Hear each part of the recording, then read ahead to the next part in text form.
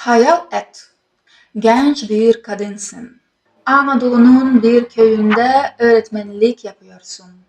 Zaman terbiye zamanı ama senin enerjin hiçbir kalıba sığmıyor. Ve bir gün yoldan geçen bir müfettiş senin bu tavrını unutamıyor. Yıllar sonra kalemine seni taşıyor. Ve ortaya öyle bir karakter çıkıyor ki kitap ilk yılında 6 kere basılıyor. Erkekler bu ne biçim kadın diye isyan ediyor. Kadınlar ise kitapçıları talan ediyor. İşte bu yüzden bugün Feride kim diye sorduğunda cevap belli. O bir devrim. Muhtemelen kimin hikayesinden bahsettiğimi anladınız. O yoldan geçen müfettiş Reşat Nuri Güntekin. O genç öğretmen ise onun Çalıkuşu romanındaki kahramanın ilham kaynağı. İşte bugün bundan bahsedeceğiz. Hatırlatmak isterim ki kolaylık olması açısından altyazılar ve zaman kodları mevcut. Bazı yerlerde küçük yorumlarımı daha duyacaksınız. Hazır olun. Feride harika bir kız çocuğu ama önce annesini sonra da babasını kaybediyor. Sonra bir Fransız Katolik kız okuluna öğrenci olarak gönderiliyor. Orada hemen dikkat çekiyor. Yerinde duramıyor, yaramazlık yapıyor, takılıyor, kuralları pek umursamıyor. Sınıf arkadaşları ona çalıkuşu diyor. Bitmek bilmeyen enerjisi ve yaramazlıkları yüzünden. Daha o yaşlarda Feride'nin ne kadar bağımsız bir ruha sahip olduğu belli oluyor. Kendi olma isteği çok güçlü, büyüklerin beklentilerine uymazsa bile. Kamran Feride'nin kuzeni. Ondan büyük, daha sakin, daha aklı başında biri. Çocukken sürekli atışırlar. Feride laf sokar, Kamran gülümseyerek geçiştirir. Ama zamanla işler değişiyor. Kamran doktor oluyor. Feride ise başka duygular uyanmaya başlıyor. Kamran da boş değil ama duygularını belli etmiyor. Adam bildiğin Osmanlı versiyonu duygusal olarak erişilemez erkek. Aralarındaki şey tam bir karışım. Arkadaşlık var, flört var, kıskançlık var. Ve bir öpücük her şeyi alt üst ediyor. Feride zayıf görünmekten korkuyor. İçinde fırtınalar, kopsa da dışarıdan espriyle, lafla geçiştiriyor. Sadece evlenilecek kız olmak istemiyor. Sevgi istiyor ama özgürlüğünden vazgeçerek değil. Bence bu çok klişe bir durum. Neşeli kız karakterin yanında her zaman ağırbaşlı bir erkek olur. Merak ediyorum. Ya hikaye yaramaz bir oğlanla çalışkan bir kız hakkında olsaydı nasıl olurdu? Tüm o içindeki soru işaretlerine rağmen nişanlanıyorlar. Düğün hazırlıkları tam gaz devam ediyor. Herkes mutlu. Ama içinde bir şey hep huzursuz. Her şey hazır gibi. Kamran yanında. Ev belli, gelinlik seçilmiş. Ama kalbi hala özgürlüğü arıyor. Siz hiç herkes böyle yapıyor diye bir şeye razı oldunuz mu? Feride de böyle yaptı. Ama biliyoruz ki bu tür kararlar genelde pek iyi sonuçlanmaz. Düğüne birkaç gün kala Feride öğreniyor ki Kamran başka bir kadınla birlikte olmuş.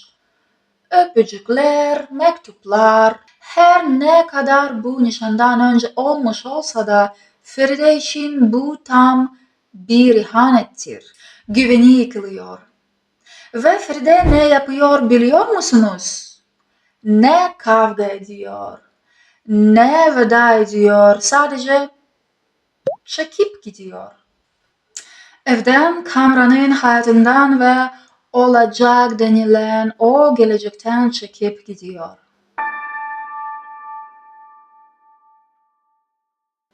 Feride Anadolu yollarına düşer. Öğretmenlik yapar, köy köy gezer. Elinden ne geliyorsa yapar. Her yerde dedikodular, tacizler, amir baskısı. Herkes sorar, bu kadar güzel bir kız neden yalnız? Biliyor muydunuz? 20. yüzyılda özgür bir kadın neredeyse okuma yazma bilmeyen biri kadar şüpheyle karşılanıyordu. Feride pes mi eder? Asla. Kitap olmazsa da sokakta da olsa bir yol bulur. Çocuklara bir şey öğretir. Günlüğüne yazar. Ayakta kalmak için ne çok şeyi saklamam gerekiyor. Feride ağır hastalanır. Onu doktor Hayrullah bulur ve yanında kalır. Dostu olur. Feride küçük bir kız olan Münevver'i yanına alır. Onu evlat gibi büyütmeye başlar. Ama dedikodular mı? Yine peşinde tabii ki. Feride'yi korumak için Doktor Hayrullah bir çözüm önerir. Resmi bir evlilik. Ne aşk var, ne gerçek bir aile. Bu sadece bir kalkan. Feride kabul eder. Münevver hastalanır ve hayatını kaybeder. Ardından Doktor Hayrullah da vefat eder. Ölmeden önce Feride'nin günlüğünü Kamran'a verir. O günlüğün içinde her şey vardır. Feride'nin acısı, sevgisi, yalnızlığı. Kamran günlüğü okur ve fark eder. Feride onu hep sevmiş. Ve o da onu. Yıllar sonra tekrar karşılaşırlar. Zaman geçmiş olsa da duygular hala canlıdır. Kamran özür diler. Feride artık saklanmaz, kaçmaz ve sonunda birlikte kalıyorlar. Siz ve sonsuza dek mutlu yaşadılar masalına inanıyor musunuz? Şimdi kitaplara ilgili çıkarımlara geçelim. Ama ayrılmayın. Birazdan bütün bunların bizi nasıl ilgilendirdiğini konuşacağız. Okullarda çalı kuşu hakkında çok güzel şeyler anlatılıyor. Ve biliyor musun? Bazılarına gerçekten katılıyorum. Ama işin içine dürüstçe ve insan gibi bakarsak ben böyle görüyorum. Bir yerden Feride güçlü. Düşünsene daha çocukken gerçekten güvenebileceği hiç kimse olmamış. Terk edilmiş, yapayalnız kalmış. Onun gücü aslında hayatta kalmakta ilgili.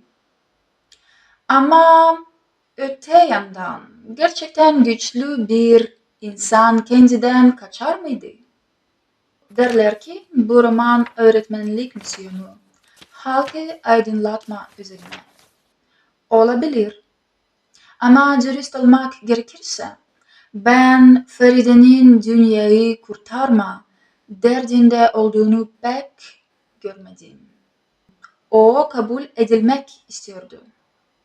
Ve bir noktada o çocuklar, o köyler onun için bir tür tutunacak dal oldu.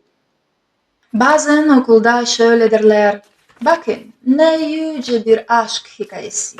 Ama ben kahramanların kendi kendilerine engeller çıkarıp acı çekerek yaşadıkları fedakar ve mutsuz aşkların romantikleştirilmesini pek sevmiyorum.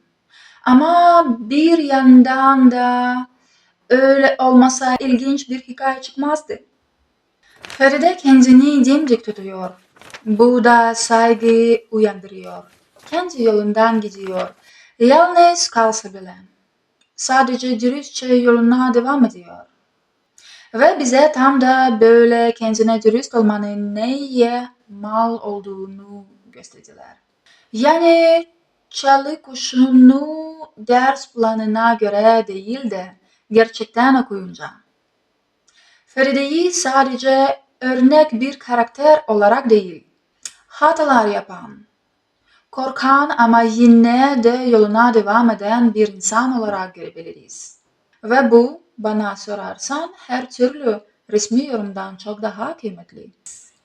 Bu hikayeden bizim hayatımıza çıkarılacak dersler neler peki? Benim için şöyle. Eğer biri gelip sevgilin sana ihanet ediyor derse, en iyisi hemen gidip onunla açık açık konuşmak. Günlüğün var ya, içindeki sırların okunmasını istemiyorsan, ya hiç tutma ya da çok iyi sakla. Kendine dürüst ol. Evlenmek istemiyorsan, işi kına gecesine kadar götürme. Yalnız kalmak istiyorsan, boş yere kimseye birlikte olalım deme. Ve en önemlisi, oku, çalış, kendi ayaklarının üzerinde durmayı öğren. Yorumlara yazın.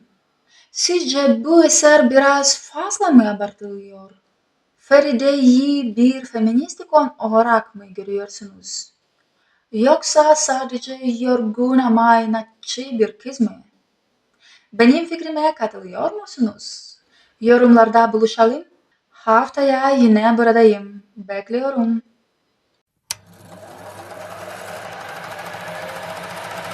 Bakar ve mutsuz aşkların romantikleştirilmeli.